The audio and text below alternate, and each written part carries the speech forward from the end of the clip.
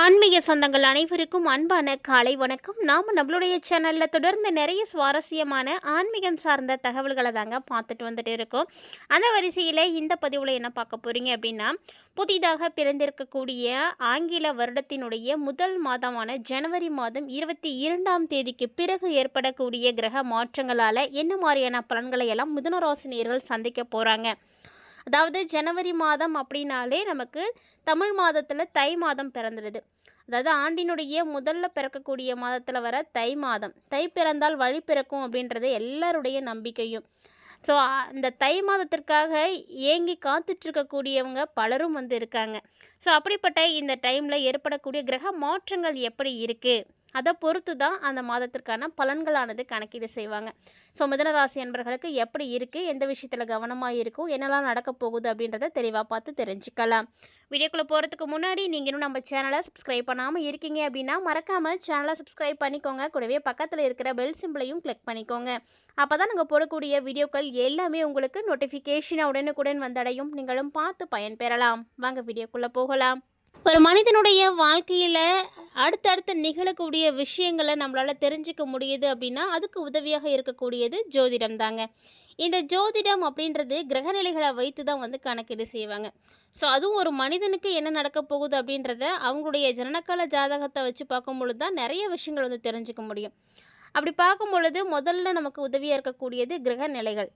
இந்த தை மாதம் பிறந்திருக்கக்கூடிய முதல்லையே பார்த்தீங்கன்னா ஆரம்பத்திலே உங்களுடைய ராசி நாதனாக இருக்கக்கூடிய புதன் பகவான் அஷ்டமத்தில் இருக்கிறார். ஸோ மிதுன ராசி நேயர்களுக்கு மறைந்த புதனால் நிறைந்த தனலாபம் அப்படின்னு சொல்லுவாங்க. ஸோ புதனால் உங்களுக்கு நல்ல லாபங்கள் தான் கிடைக்க போகுது. ஆனால் அஷ்டமத்தில் பார்த்தீங்கன்னா சூரியன், செவ்வாய், சுக்கிரன் இந்த 3 கிரகங்களும் சஞ்சரிச்சிட்டு இருக்காங்க. சஞ்சரித்திருந்தாலுமே கூட வலிமை அடைந்திருக்காங்க. இதனால் உங்களுக்கு அதனுடைய திடீர் தாக்கங்கள், உங்கள் மனசுக்கு ஒரு அமைதி இல்லாத ஒரு சூழ்நிலை, ஆரோக்கியத்தில் ஏதாவது பிரச்சனை, கடன் நெருக்கடி, குடும்பத்தில் சுமைகள் அதிகரிக்கிறது, இது மாதிரியான விஷயங்கள் எல்லாம் ஏற்படும். அதனால் உங்களுக்கு மனசுக்கு ஒரு வருத்தமும் உருவாகும். அதனால் என்ன பண்ணுறீங்கன்னா நீங்கள் ரொம்ப ரொம்ப அமைதியாக இருக்கணும். மிதுனராசி நேயர்களுக்கு ஏதாவது ஒரு வகையில் சிக்கல்கள் இந்த டைமில் இருக்கத்தான் செய்யும். அதனால் நீங்கள் எப்படி இருக்கணும்னா அமைதியாக இருக்கணும். நிதானம் உங்களுக்கு ரொம்ப ரொம்ப அவசியமாக தேவைப்படக்கூடிய நேரம். நிதானத்தை இழந்துட்டீங்க அப்படின்னா அதன் மூலமாக நீங்கள் நிறைய பாதிப்புகளையும் பிரச்சனைகளையும் பார்க்குற மாதிரி இருக்கும். அதாவது நம்ம எந்த ஒரு விஷயம் செய்கிறதா இருந்தாலுமே அதனுடைய அனுபவசாலிகள்கிட்ட நம்ம கேட்டு தெரிஞ்சுக்கணும். அதுதான் ரொம்ப முக்கியம். அனுபவஸ்தர்கள்ட்ட நீங்கள் கேட்டு தெரிஞ்சுக்கோங்க. அப்படி நடந்துக்கிட்டீங்க அப்படின்னா ஓரளவாக இருந்தாலும் உங்களுக்கு துன்பங்களில் இருந்து நீங்கள் விடுதலை பெற முடியும். இல்லை அப்படின்னா அதை பற்றின எந்த நாலேஜும் இல்லாமல் இறங்குனீங்கன்னா ரொம்ப பெரிய பிரச்சனைகள்லாம் போய் மாட்டிக்கிற மாதிரி இருக்கும். ஸோ அதனால் இந்த விஷயங்களெல்லாம் பார்த்து கவனமாக செய்யுங்க. இந்த டைமில் மிதுன ராசியில் குரு பகவான் இருக்கிறாரு. எப்படி இருக்கிறாரு? வக்ரமாக இருக்கிறாரு. ஒரு கிரகம் வக்ரமாக இருக்கும் பொழுது ஒரு மாதிரியான பலன்களும், வக்ர நிவர்த்தி அடைஞ்சிருக்கும் பொழுது ஒரு மாதிரியான பலன்களையும் கொடுப்பாரு. ஸோ இப்போ உங்கள் ராசிக்கு பார்த்தீங்கன்னா கேந்திராதிபத்திய தோஷம் பெற்றிருக்கிறாரு. அப்படிப்பட்ட ஒரு கிரகமாக தான் குரு இருக்கிறாரு. ஸோ அவர் வக்ரம் பெறுது அப்படிங்கிறது ஓரளவுக்கு உங்களுக்கு நல்லது தான். பெருசாக ஒன்றும் பிரச்சனை இருக்காது. அதாவது ஜென்ம குருவாக வேறு இருக்கிறாரு. இடமாற்றம், ஊர் மாற்றம், வீடு மாற்றம் இதெல்லாம் உங்களுக்கு ஏற்படலாம். ஸோ இதெல்லாம் உங்களுடைய வாழ்க்கையில் நிகழணும் அப்படின்னு நினைக்கிறீங்கன்னா கண்டிப்பாக வரும். வரக்கூடிய மாற்றங்களை நீங்கள் ஏற்றுக்கோங்க. அதுதான் நல்லது. என்னென்ன மாற்றங்கள் உங்களுக்கு வருதோ அது எல்லாமே உங்களுக்கு நல்லது தான் அப்படின்னு நினச்சிக்கோங்க. அதே மாதிரி தான் மிதுன ராசிக்காரங்க உத்தியோகத்தில் இருக்கிறீங்க அப்படின்னா உங்களுடைய திறமைக்குரிய அங்கீகாரம் கிடைக்கும். இது வரைக்கும் ஆனால் கிடச்சிருக்காது.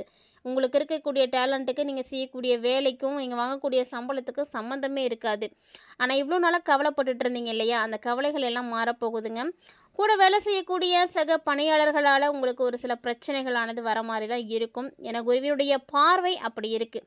குருவோடைய பார்வை பதியக்கூடிய இடங்கள் எல்லாமே புனிதமாகும் அப்படின்னு சொல்லுவாங்க. இப்போ உங்களுக்கு குரு பார்த்தீங்கன்னா 5, 7, 9 ஆகிய இடங்களில் பதிகிறாரு. இந்த இடத்துல பதியக்கூடிய குரு பகவானால் உங்களுக்கு பார்த்தீங்கன்னா ஆதிபத்தியங்கள் எல்லாமே சிறப்பாக இருக்கும். ஸோ எதை செய்கிறதா இருந்தாலும் கரெக்டாக பிளான் பண்ணி செஞ்சீங்க அப்படின்னாவே போதும், உங்களுக்கு நல்ல வெற்றிகள் பார்க்க முடியும். குரு பகவான் பார்வைக்கு எல்லா விதமான பலன்களும் கண்டிப்பாக இருக்குது. குரு பார்வை உங்களுக்கு கை கொடுக்கும். சப்தமஸ்தானத்தில் வேற குரு இருக்கிறார் அப்படின்றதுனால திருமணம் ஆகாமல் இருக்கக்கூடிய மிதுனராசி நேயர்கள் எல்லாருமே திருமணத்திற்காக முயற்சிகள் வந்து செய்யுங்க. நீங்கள் செய்யக்கூடிய முயற்சிகள் அனைத்துமே வந்து கைகூடி வரும். விட்டு போன வரன்கள் கூட இப்போ உங்களுக்கு மீண்டும் வந்துடும் அப்படின்னு சொல்லலாம். ஸோ அந்த அளவுக்கு ஒரு நல்ல வாய்ப்புகள்லாம் வந்து கிடைக்க போகுது. பாக்கியஸ்தானத்தை வேற குரு பார்க்குறாருங்க. குருவனுடைய அருளால் உங்களுக்கு ரொம்ப நல்லது நடக்கும். அதாவது இது வரைக்கும் உங்களுக்கு பெற்றோர்களுடைய சப்போர்ட் இல்லாமல் இருந்திருக்கலாம். ஆனால் இப்போ வந்து கிடைக்கும். அவங்களுடைய ஆதரவு உங்களுக்கு திருப்தி கிடைக்கும். உற்றார் உறவினர்கள் அப்படின்னு எல்லாருடைய சப்போர்ட்டுமே உங்களுக்கு இப்போ கிடைக்கும். அதுவும் மிதுன ராசிக்காரங்களுக்கு படித்த படிப்புக்கான வேலைகளே இப்போ தான் வந்து கிடைக்க போகுதுங்க. அதுவே வந்து உங்களுக்கு ஒரு சந்தோஷம்தான். உங்களுடைய கடமைகளை எல்லாம் நீங்கள் சரியாக செஞ்சு முடிக்கிறதுக்கான ஒரு அற்புதமான டைமிங்காகவும் இது இருக்க போகுது. மேலும் உங்களுடைய ராசி நாதனாக இருக்கக்கூடிய புதன் பகவான் 4ஆம் இடத்திற்கு அதிபதியாக இருக்கக்கூடியவர். அவர் பார்த்தீங்கன்னா 29ஆம் தேதி அன்னைக்கு கும்பராசிக்கு வந்து போக போகிறாரு. ஸோ பாக்கியஸ்தானம் என்ன ஆக போகுதுன்னா பலம் பெற போகுது. அதனால் மிதுன ராசிக்காரங்களுக்கெல்லாம் கொடுக்கல் வாங்கல் விஷயங்கள் சரியாக போகும். பிரச்சனைகள் எல்லாம் நல்லாகும். மாமன் மைத்துனன் இவங்களுடைய வழியில் உங்களுக்கு எதுவும் மனக்கசப்புகள் இருந்துச்சு அப்படின்னா அதெல்லாம் மாற ஆரம்பிக்கும். அவங்களுடைய இல்லங்களில் ஏதாவது நடக்கக்கூடிய சுப நிகழ்வுகளில் போய் நீங்கள் கலந்துப்பீங்க. ஸோ அவங்க உங்ககிட்ட பேசுகிறது, நீங்கள் அவங்க கூட வந்து பேசுகிறது, இந்த மாதிரி நிறைய விஷயங்கள் வந்து நல்லாயிருக்கும். சொல்லப்போனால் நீங்கள் முன்ன நின்று கூட நடத்துவீங்க. பெற்றோர் வழியிலையும் அப்படி தான். என்ன பிரச்சனைகள் இருந்தாலும் எல்லாம் படிப்படியாக மாற ஆரம்பிக்கும். அது மட்டும் இல்லாமல் சகோதர சகோதரிகள்கிட்ட கூட நீங்கள் இப்போ வந்து பாசத்தை வந்து காட்டுவீங்க. இப்போ உங்ககிட்ட வந்து ரொம்ப எல்லாருமே வந்து பாண்டிங்காக தான் இருப்பாங்க. அதே போல் பிள்ளைங்களால் ஏற்பட்ட பிரச்சனைகள், கல்விக்காகவும் கலைக்காகவும் நீங்கள் எடுக்கக்கூடிய முயற்சிகள், இப்படி எல்லாமே வந்து உங்களுக்கு சிறப்பான ஒரு பலன்களை கொடுக்கும். முயற்சி நீங்கள் என்னெல்லாம் எடுக்கிறீங்களோ அது எல்லாமே உங்களுக்கு வெற்றியை கொடுக்கும். முயற்சி எடுக்காத வரைக்கும் தான் மிதுனராசி நேயர்களே உங்களுக்கு வந்து எந்த விதமான நல்ல விஷயங்களும் நடக்காமல் தள்ளி போகுமே தவிர, முயற்சி எடுத்து பாருங்கள், கட்டாயமாக உங்களுக்கு அது சக்ஸஸ் ஆகும். அதே மாதிரி பழைய வாகனங்களாக வச்சுருக்கீங்களா, அதெல்லாம் இப்போ சீர்படுத்திடுவீங்க.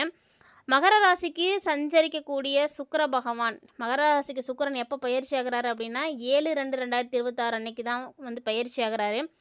ஸோ இந்த டைமில் தொழிலில் மாற்றம், இடமாற்றம் இதெல்லாம் மிதுன ராசிக்காரர்களுக்கு சாத்தியமாகும். நிறைய விஷயங்கள் நடக்கும். குரு சுக்கிர பார்வை வேற இருக்கிறதுனால அப்பப்போ குழப்பங்களும் அதிகரிக்கும். அதாவது கொடுக்கல் வாங்கலில் திருப்தி அப்படின்றது இல்லாமல் போகும். சுக்கிரனுடைய பயிற்சிக்கு அப்புறமா இப்போதைக்கு சுக்கிரன் வந்து மாறலை. சுக்கிரன் வந்து 7ஆம் தேதி அன்றைக்கி தான் மாறுறாரு. ஸோ அது வரைக்கும் கொஞ்சம் வந்து பார்த்து எல்லாத்தையும் முடிச்சுக்கோங்க. 7ஆம் தேதிக்கு அப்புறமா கொஞ்சம் சூழ்நிலைகள் மாறும். அதாவது நீங்கள் நினச்சதெல்லாம் நடக்குமா நடக்காதா எப்போ நடக்கும் அப்படின்ற மாதிரியான ஒரு சந்தேகத்திலேயே இருப்பீங்க. பெண் பிள்ளைகள் இருக்காங்க அப்படின்னா அவங்களுடைய கல்யாணத்தெல்லாம் முன்னே நின்று நடத்துங்க. நல்ல ஒரு சீர்வச பொருட்கள்லாம் வாங்கி ரொம்ப பிரமாண்டமாக நடத்துறதுக்கான வாய்ப்புகள்லாம் இருக்குது. இந்த காலத்தில் மிதுனராசி என்பர்களுக்கு தேவையான ஒரு பிரார்த்தனை வழிபாடு எப்படி வேணால் வச்சுக்கலாம். இது என்னவா இருக்குது அப்படின்னா குலதெய்வ வழிபாடு தாங்க. ஏன்னா இப்போ உங்களுக்கு குலதெய்வத்தினுடைய அனுகிரகம் முழுமையாக வந்து கிடைக்க போகுது. ஸோ குலதெய்வத்தினுடைய அருளாசி கிடைச்சிருச்சு அப்படின்னாலே வேறு என்ன வேணும்? எப்போ குலதெய்வம் உங்களை வந்து பார்க்குறாரு, உங்களுக்கு வந்து ஆசைகள் கொடுக்குறாங்களோ அப்பயும் உங்களுக்கு இருக்கக்கூடிய எல்லா பிரச்சனைகளும் போயிடுச்சு அப்படின்னு தான் அர்த்தம்.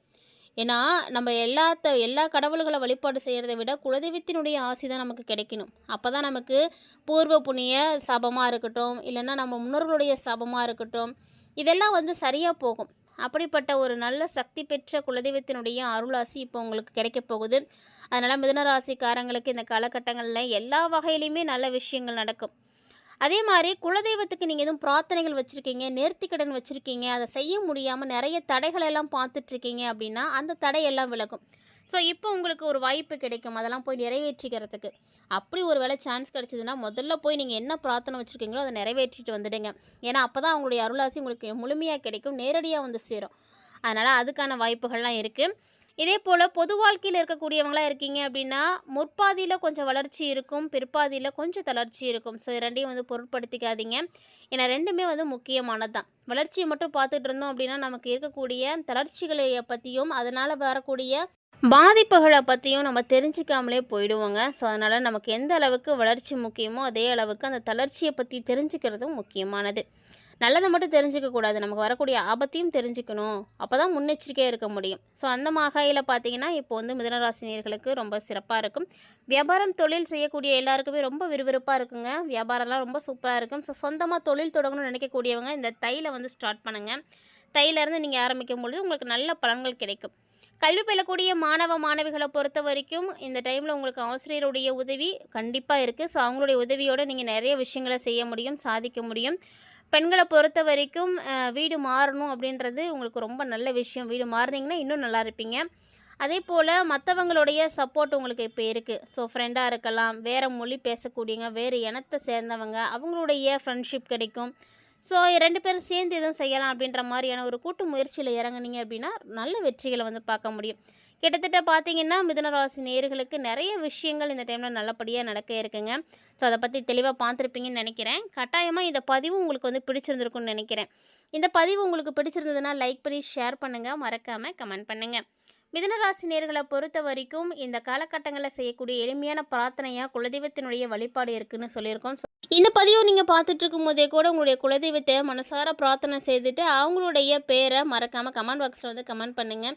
ஏன்னா அவங்களுடைய பேரை வந்து நம்ம சொல்கிறதோ எழுதுறதோ அதுக்கான பாக்கியமும் வாய்ப்பும் கிடைக்கிது அப்படின்னா அதுவே நமக்கு கிடைச்சிருக்கக்கூடிய மிகப்பெரிய அதிர்ஷ்டம் தான். ஸோ கண்டிப்பாக மறக்காமல் ட்ரை பண்ணுங்கள். இந்த பதிவில் நிறைய தகவல்களை நீங்கள் பார்த்து தெரிஞ்சுட்டு இருந்திருப்பீங்கன்னு நினைக்கிறேன். கட்டாயமாக இது எல்லாமே உங்களுக்கு ரொம்ப ரொம்ப யூஸ்ஃபுல்லாக இருந்திருக்கும். ஸோ இந்த தை மாதம் முடியறதுக்குள்ளே ஏற்படக்கூடிய பல்வேறு விதமான விஷயங்கள் நல்லது கெட்டது இப்படி எல்லாத்தையும் பார்த்து தெரிஞ்சிட்டு இருப்பீங்கன்னு நினைக்கிறேன். வீடியோ உங்களுக்கு பிடிச்சிருந்தது அப்படின்னா மறக்காமல் எல்லாரோடையும் ஷேர் பண்ணிக்கோங்க, அவர்களும் பார்த்து பயன்பெறட்டும். இதே போல் ஆன்மீக ரீதியாக கொடுத்துருக்கக்கூடிய எளிமையான பரிகாரங்களையும் மறக்காமல் செய்து பயன்பெறுங்க. இன்னும் தகவல்களை போல இன்னும் நிறைய இன்ட்ரெஸ்டிங்கான தகவல்களோட மற்றும் ஒரு சுவாரஸ்யமான ஆன்மீக தலைப்பில் சந்திக்கலாம்.